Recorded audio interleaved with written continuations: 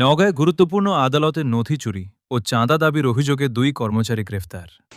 নওগাঁ জেলার যুগ্ম জেলা ও দায়রা জজ আদালতের গুরুত্বপূর্ণ মামলার নথি চুরি এবং চাঁদা দাবির অভিযোগে অভিযান চালিয়ে আদালতের 2 কর্মচারীকে গ্রেফতার করেছে গোয়েন্দা পুলিশ টিভি। পুলিশ সূত্রে জানা যায়, নওগাঁ জেলা পুলিশ সুপারের তত্ত্বাবধানে পরিচালিত বিশেষ অভিযানে আদালতের উমেদার ও মোহরি পদে কর্মরত 2 ব্যক্তিকে আটক করা হয়।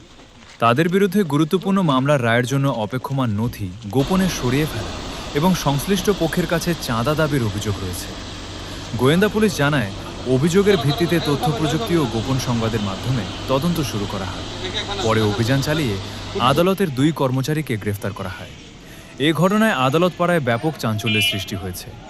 পুলিশ আরও জানায়, চুরি হওয়া নথি উদ্ধারে অভিযান অব্যাহত রয়েছে এবং ঘটনার সঙ্গে অন্য কেউ জড়িত আছে কিনা তাও খতিয়ে দেখা হচ্ছে।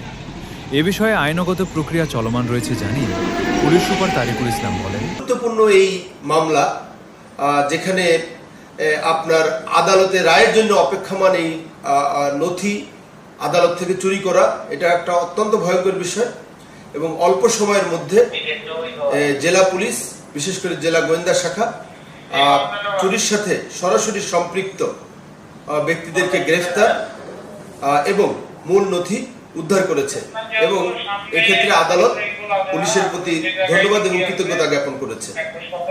জেলা পুলিশ পরিষ্কারভাবে বলতে চায়, নওগাঁ জেলায় যে কোনো ধরনের চুরি, ছিনতাই, বিশেষ করে আদালত অঙ্গনে যে কোনো অপরাধের বিরুদ্ধে কঠোর ব্যবস্থা গ্রহণ করবে।